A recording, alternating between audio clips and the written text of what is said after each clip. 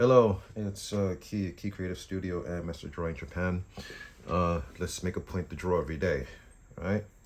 So today I'm gonna try to do maybe like a regular thing every week. Maybe like on Saturday, I'll do like a Saturday sketchbook reveal for you guys. So this way, you can see like my process and like what I'm working on, and there's no pretense in terms of, you know, whether I'm doing good drawings or bad drawings. But I think it might be good for you to see, and actually people seem to like it. So actually, this is the most recent sketchbook that I've been working on for the past couple of I don't know, for the past more than a few weeks, actually, maybe about like a month and a half or so. When I record my sketchbooks, actually I might be working in like 2 to 3 sketchbooks at a time, and I usually finish one pretty much like after like maybe about like after, yeah, but like a month and a half, 2 months or something like that. So just depending like what my schedule is like. So here are just some rough sketches. Actually, all the sketches in here are very rough. Actually, I was trying to work out this composition.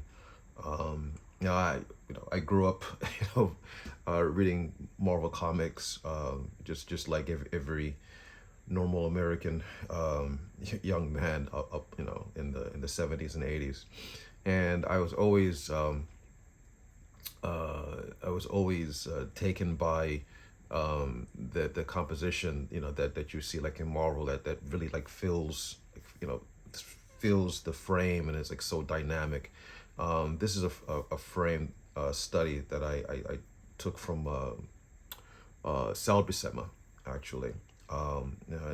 First of all, those guys, they took a lot of cues from Jack Kirby. He's using like a lot of like big shapes and things like that. So this is I think it's a rough sketch I did of Deja Thoris of John Carter of Mars fame. So when you look through my sketchbook, of course you'll see there's another Marvel character. I think I also took this from a Jack Kirby, a Jack Kirby illustration. Just doing it my way. Actually, my suggestion to you guys, it's okay to like to study and like to do like quote unquote copies of works by your favorite artists. But when you do that, two things you should keep in mind. One, you don't want to necessarily like copy it exactly. I mean, unless that's what you're setting out to do. But I highly recommend that you really set out to really like understand why they made the choices when they're drawing. So it's almost like you're doing a kind of like a a biopsy. Trying to understand, what were the choices for them. Positioning the composing the figure in that way, or using whatever kind of shapes and things like that. So even though I took this from a Jack Kirby, I kind of made it my own. Another thing I noticed about Jack Kirby, in some ways, he's a lot like Michelangelo. What I mean by that is, no, I'm not saying, that like, just like looking at it, I mean, that the composition is the same. No, because Jack Kirby's, well, actually, Michelangelo's figures are very dynamic too. But both of them, they use like very large shapes to establish the figure, and using those large shapes like really gives like a really a dynamic and powerful feeling, to the composition. So that's something you should. So that's what I'm saying. It's like, you want to look at like the DNA of the drawing. Like, get like, what is informing their choices for drawing in that way. And I think like Michelangelo and Jack Kirby actually have that in common. And some hand anatomy studies. You know, a lot of the drawings you see in here are kind of like from my imagination. These were from a previous video where I think I was giving like a drawing tip about perspective, actually. A couple of ink drawings I was playing around with. Some animal sketches. Yeah, actually, there's some points here about drawing animals here that I want to talk to you guys about later. Okay. More animals. Lots of females, as you can see. If you ever like wonder like why there are a lot of drawings of female posteriors in here, is because greatly because the one women really are a great subject to study in terms of the figure, because they're curvy, they're fluid, and that's the kind of line or the kind of experience I think we like to have, like when we look at a good composition or a well composed figure drawing, and also a lot of the a lot of like what informs the gesture about the figure actually stems from the torso. So that's the reason why you see a lot of like female posteriors in here. So yeah, there's, as you can see it, but that's another composition study in here. So yeah, I think these were from a previous video. Just I think a demo about drawing in pen, probably. This actually was, of course, these are pen drawings, but I really wanted to work out like how to like push this figure even more. Actually, this was inspired from some, I don't know, I think it was some animation book, and it had some drawings of attractive girls in there, and then they were like getting around like drawing this hourglass figure and what have you. But and they were cute and everything, but I did the drawing again, and I wanted to push it more. So actually, if you see a difference between these two, you notice that this one is pushed back even more, right? I changed the tilt on it, but basically, yeah, I wanted to push it a little bit more. More animal studies, Lady and the Tramp. I think I posted this one too.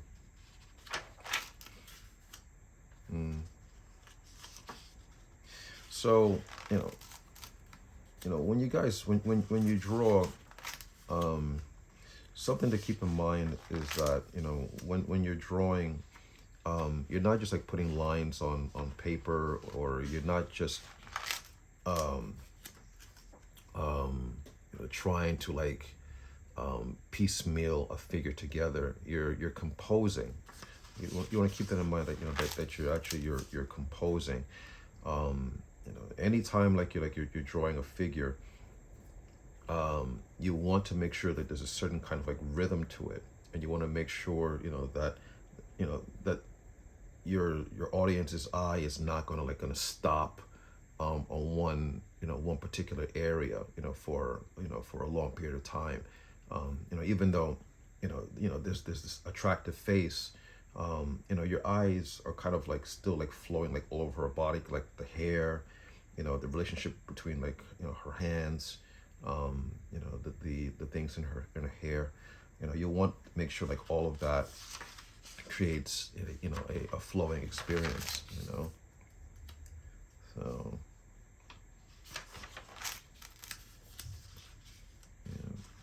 more animal studies in here. Yeah, there's quite a few animal drawings in here. Oh, is it the tip? Actually, I'm gonna do another tip for you guys, if I didn't post it already.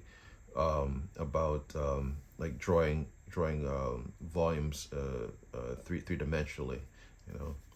Um, one thing you should remember, okay? Just this is a quick. If I didn't post this already, if you have some shape, that is, that's like looking flat, like this triangle and whatnot, right? Basically, what you need to do, what creates the illusion of something being three-dimensional is basically having like a a third edge, right? Because like this is only like height and width and whatnot, right? And I know this is really basic stuff, but if at the moment I drop a line down here like this, right, and then right, that's essentially how we get like a three-dimensional value, for something.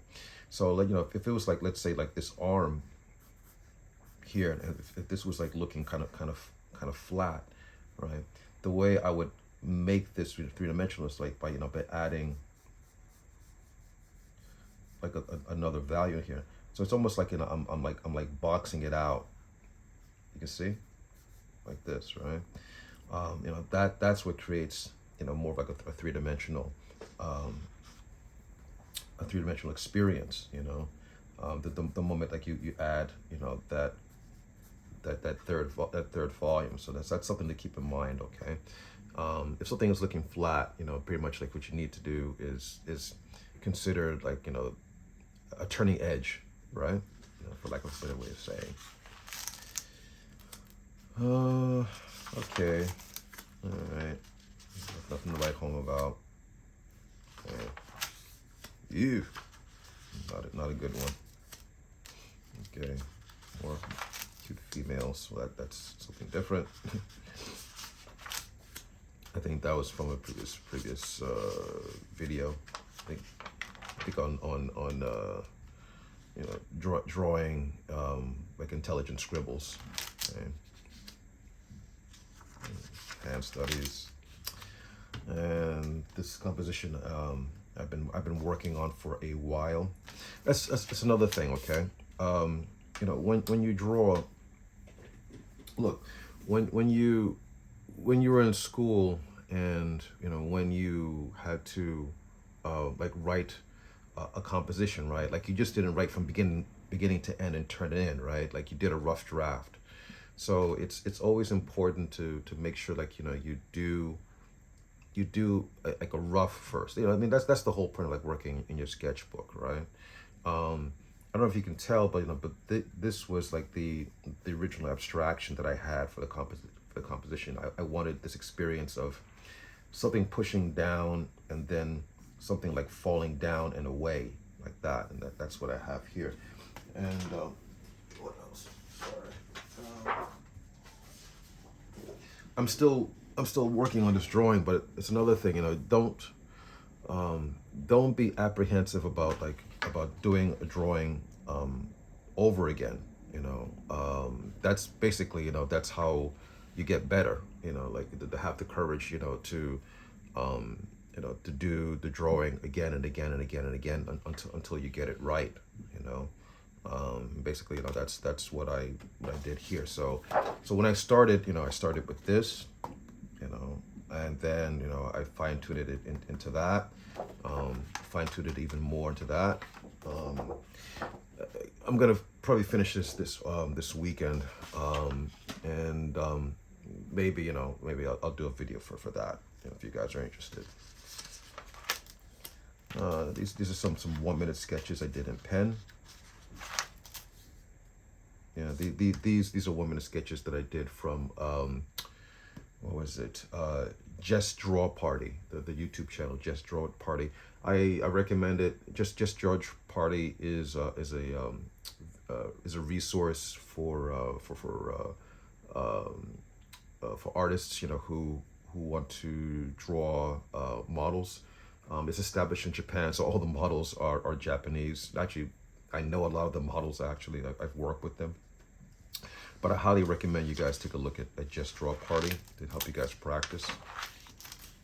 Yeah, that's an old pen sketch I did for a video the other day about drawing ballpoint pen.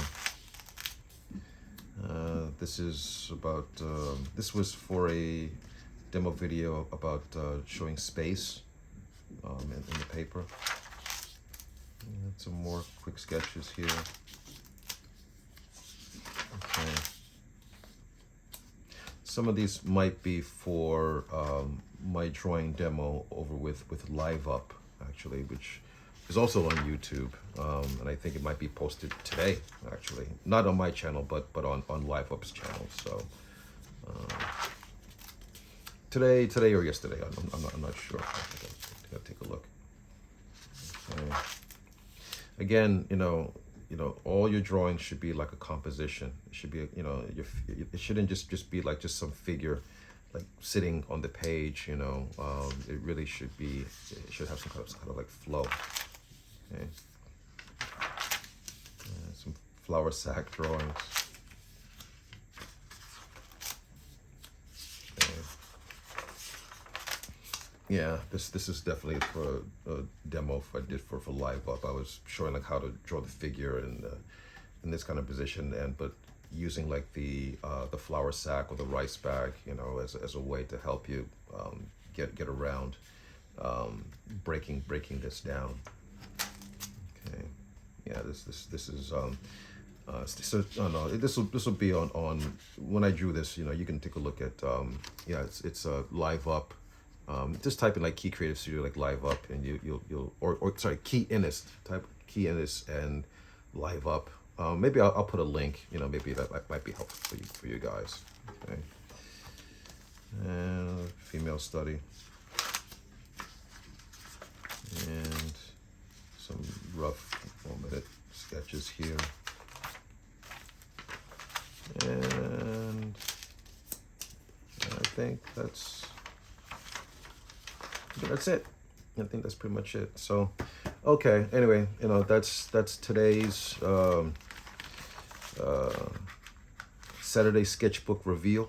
Okay, and I'll try to like do this every week. If you guys are interested in this kind of stuff, I'll do this on the regular. Okay. All right. I'll see you guys next time. All right. Bye.